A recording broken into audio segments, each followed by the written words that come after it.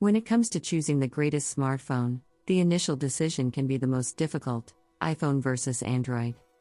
iPhones and Android phones both have a lot of wonderful features, but they are extremely different.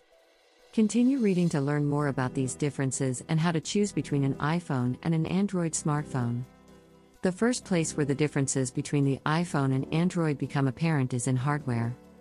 Apple is the only company that builds iPhones, so it has complete control over how the software and hardware interact.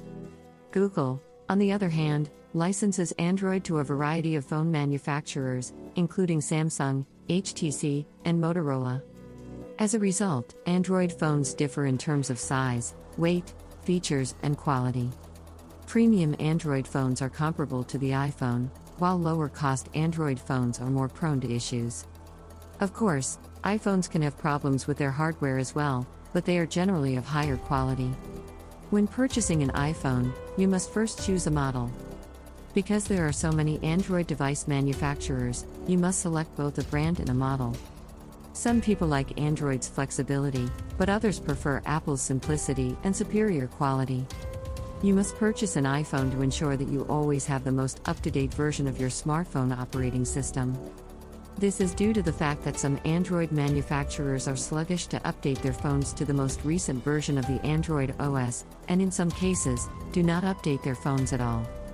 When the OS update for their phones is released, it is controlled by the phone producers, not by the users. The majority of Android manufacturers are slow to update, if they update at all. While older phones will ultimately lose support for the latest OS, Apple's older phone support is far superior to Android's. Take, for example, iOS 11, which debuted in 2017. It worked flawlessly on the iPhone 5S, which was released 4 years ago. Because of its broad device support, iOS 11 was installed on around 66% of eligible models within 6 weeks of its introduction.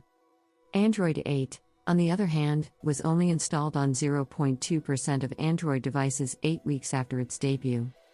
Even more than a year after its debut, its predecessor, Android 7, was only running on roughly 18% of devices. So, if you want the most up-to-date operating system as soon as it's available, you'll need an iPhone. The Apple App Store has fewer apps than Google Play, approximately 1.8 million versus 2.8 million as of December 2020, but that isn't the most important consideration. Apple is picky about which apps it authorizes, whereas Google's Android guidelines are more lenient.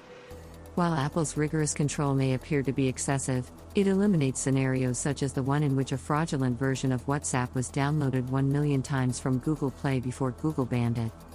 This is a serious potential security risk.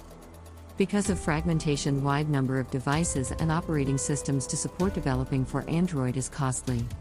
For example, despite supporting over 700 Android phones, the developers of the game Temple Run noted that virtually all of their support emails were about unsupported devices early on in their Android experience. When you combine development expenditures with Android's emphasis on free apps, it's unlikely that developers will be able to cover their costs.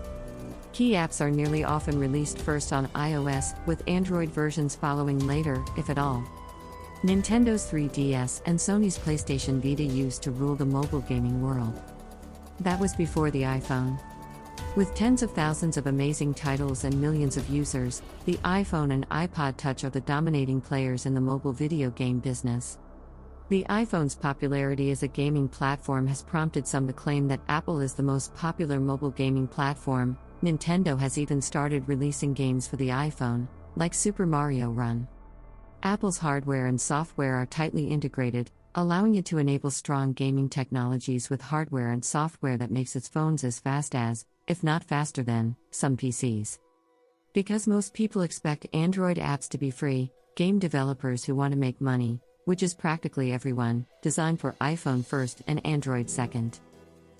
In fact, some game firms have stopped developing games on Android due to issues with the platform. While Android boasts a number of popular games, the iPhone has a distinct advantage. If you're concerned about your smartphone security, iPhone is a better option than Android.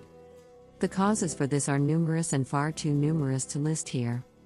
Consider these 2 facts for a quick summary.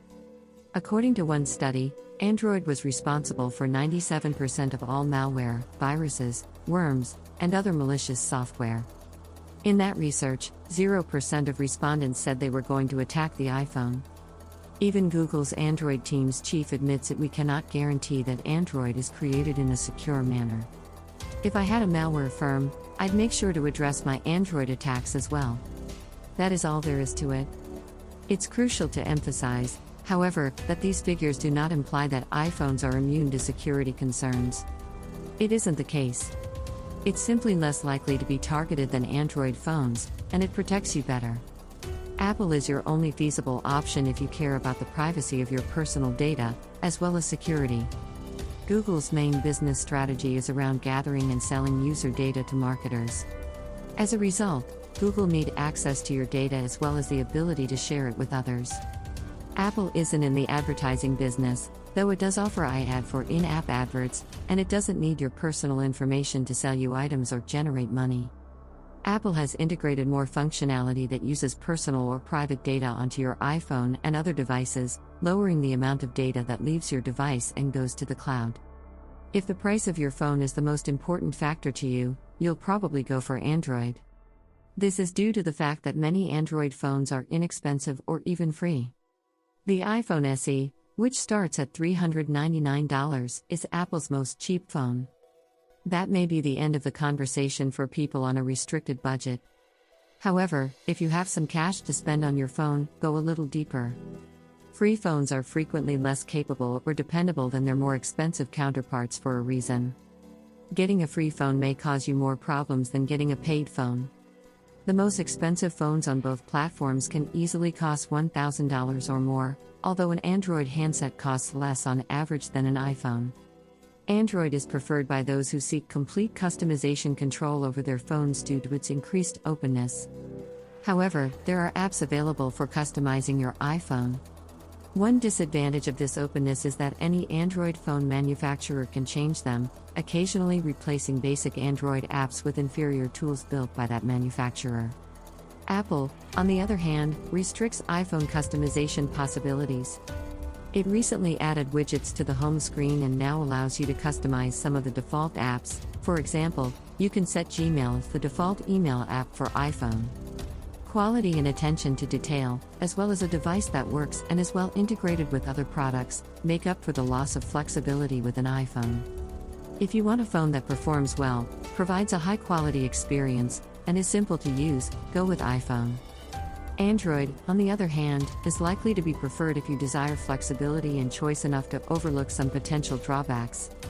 The choice between an iPhone and an Android phone isn't as simple as adding up the winners above and picking the phone that won the most categories. For those keeping track, the iPhone won 10-5, plus 3 ties.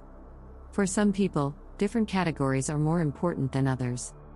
Some people will place a more importance on hardware options, while others will be more concerned with battery life or mobile gaming. Both platforms provide excellent options for a variety of users. You'll need to figure out what factors are most essential to you and then pick the phone that best fits your requirements. FAQ: How many individuals use Android phones as opposed to iPhones? Users of Android and iPhone together possess 99% of all active cell phones. However, because to the significant price differential, Android users outnumber iPhone users by a wide margin. According to global data, approximately 1 billion individuals own an iPhone and 2 billion own an Android as of 2020. What can I do with an Android device that I can't do with an iPhone? The security on an iPhone prevents you from doing things like setting up a guest mode account to share your Android phone with other people.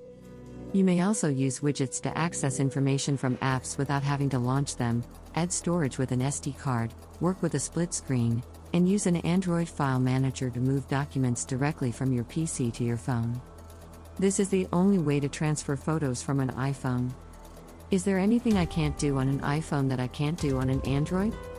With an iPhone, you may transfer data to your new device by holding your old phone next to your new phone and using the Quick Start feature. The built-in iPhone Messages app also allows you to send and receive money. FaceTime, which allows you to video communicate with other iPhone users without having to install a third-party app, is another popular feature.